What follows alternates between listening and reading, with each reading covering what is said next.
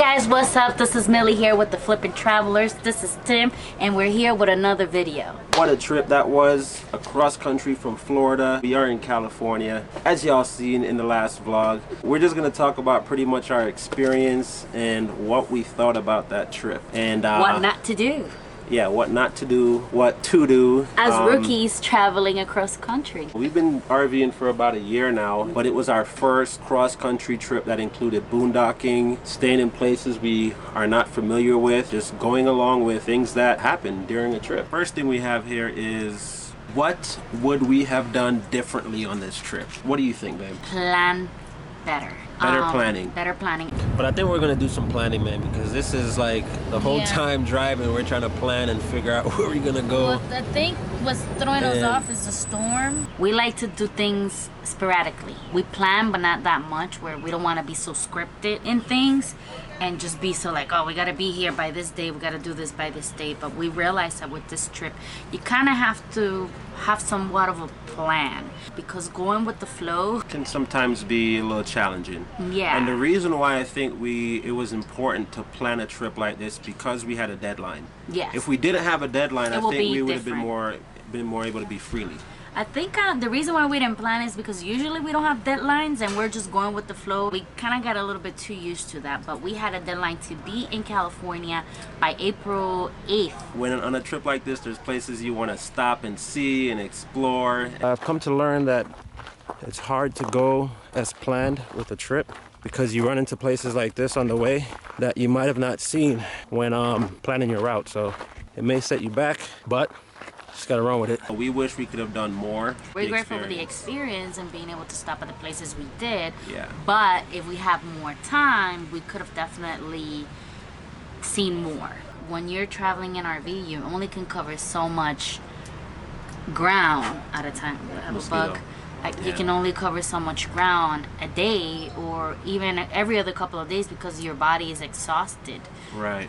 So with also, one thing that we do suggest now that we've done a trip like this, and what we've seen other people say, is to try to have a time frame or a goal that you want to do daily, as far as like how many hours you want to drive, how many miles. I thought I could get into this and just drive an entire day. I don't think he took all that into accountability. I did, but obviously man never listened to the wife, so I just let, okay, whatever you think. My goal, which I knew from reading different people's blog and watching YouTube videos, that usually is about a 200. Damn, I'm getting smack over here. You had a mosquito. I feel it. Something bit me here.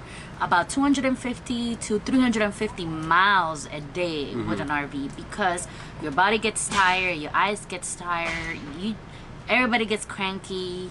Things happen. And things happen. Yeah. And weather happens, which we had multiple weather situations that kind of just slow our trip down, and we had to stay in a couple of places for more than we wanted to, especially in places there's nothing to do.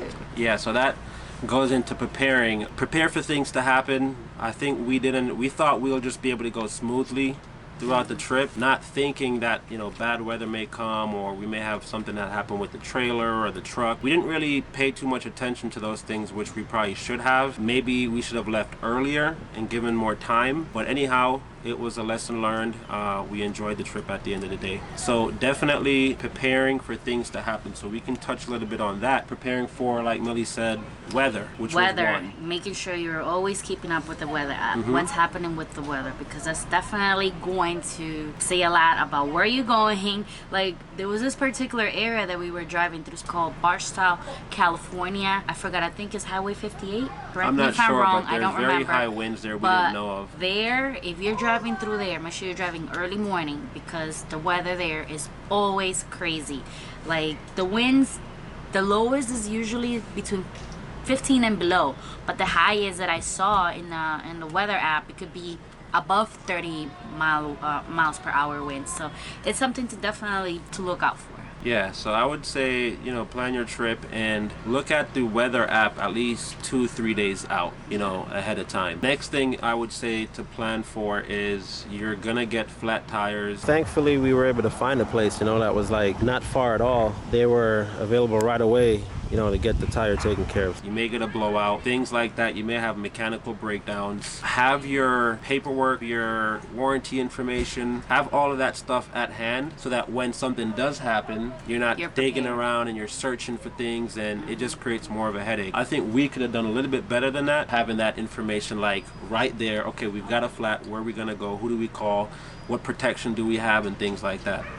So another thing that we can't really control is if you have a newer RV and it came with a warranty, if things break down, that may be a warranty problem. You're gonna have a problem finding a place to take your RV to get fixed, especially in transit, at least for us. We've had a couple of bad experiences trying to get something repaired while in transit. Based on where you are, there may not be any, you know, dealers that service your RV, and you may just have to take it somewhere. So we had a small incident where the side panel, as some of you guys saw, the side panel decided to, you know, come off. But that's also a warranty issue. We've yet to get that fixed. We might fix it ourselves. I don't know. If we can, that's another thing. If we can find a dealer that's in the area that will take it in and have it repaired in a decent amount of time, because this is our home. Right. You know, we can't be out of it for too long. Exactly. So the next thing we'll get into is having the right equipment for a trip like this. Right. We're going to do a separate video of what are our must-haves for RV living or for a cross-country trip. So in our next vlogs, you know, you'll see that video coming. We're just going to stress the fact that that is another thing to think about when you're doing a cross-country trip, is to have the right equipment that will help you while on a trip.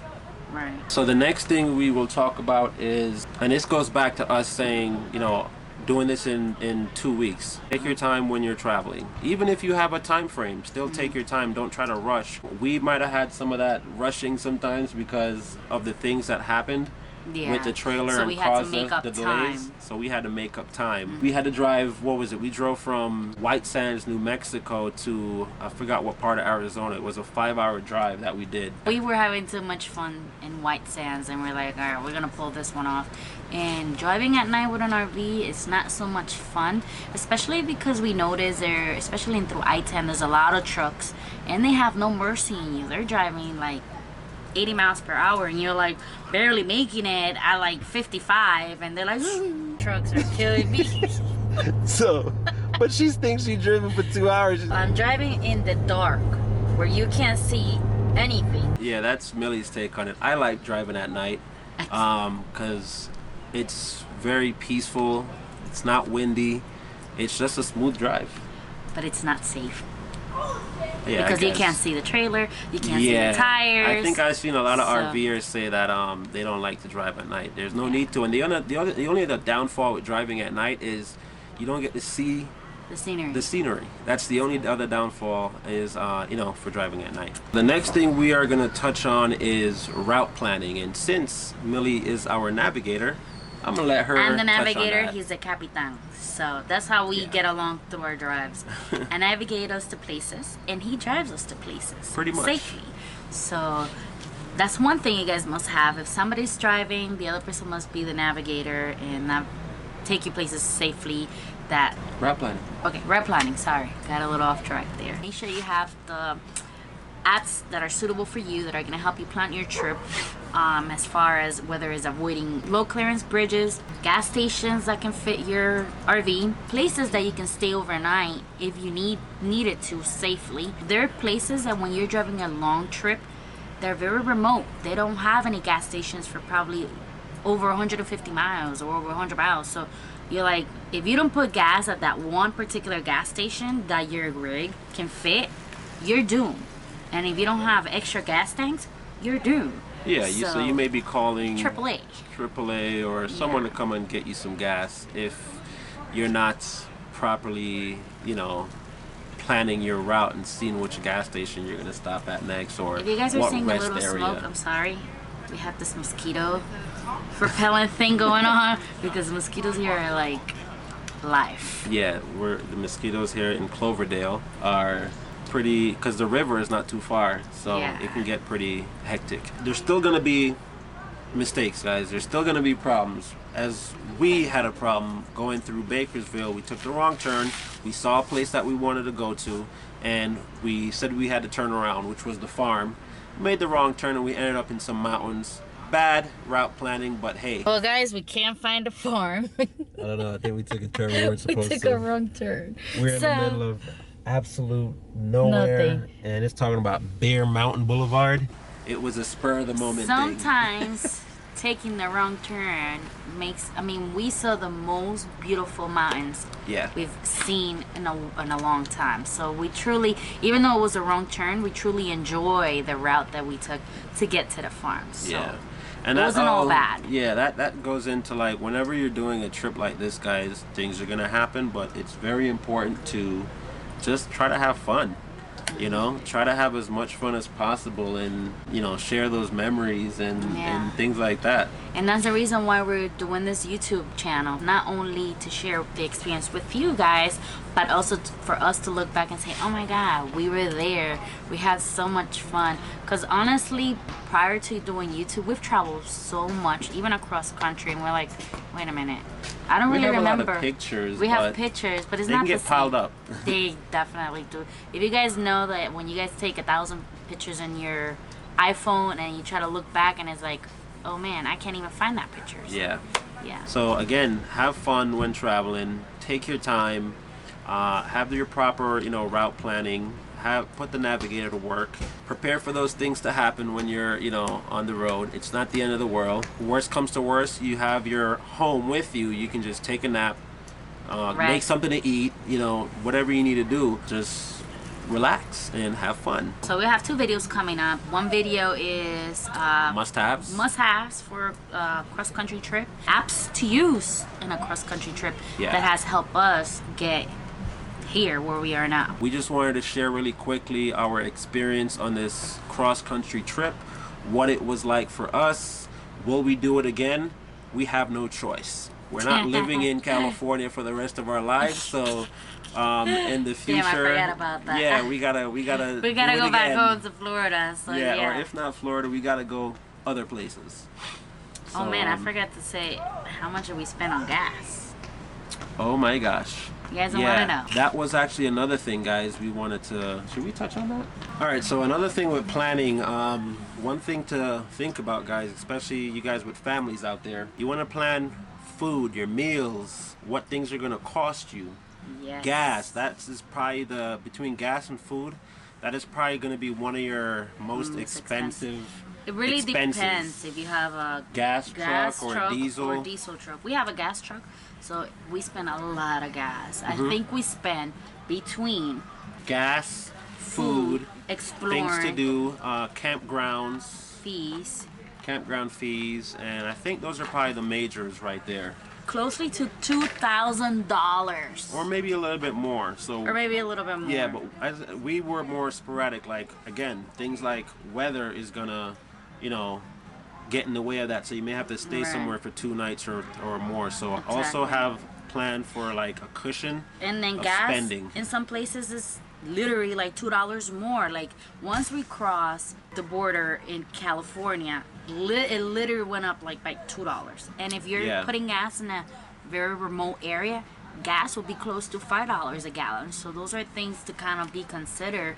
And you may have a gas budget and then like, oh man, how did I went over my gas budget? That's another thing to include in planning your trip. Yeah, definitely. Money. I think on our next trip we will probably be better planned with you know, money, because we spent a lot. Yeah, and then also because we're a little bit more familiar on what to do and not to do on a cross-country trip, we'll be a little bit more or better prepared. Yeah, that's gonna end the vlog, guys, for today. Thank you guys for watching. Thank you to all of our subscribers. Thank you guys so much for all of our new subscribers during this trip. Yeah. We got to, you know, talk to a lot of you guys in the comments, which we love. We want to get to know you guys. If you guys do have any other questions, or if you guys are en route or in California and you want to meet, we're down to meet and hang out. Yeah.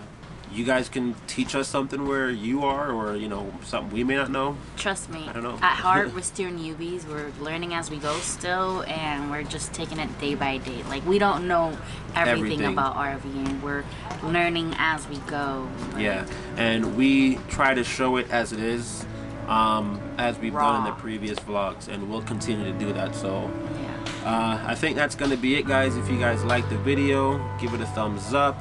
If you're new to the channel, go ahead and subscribe.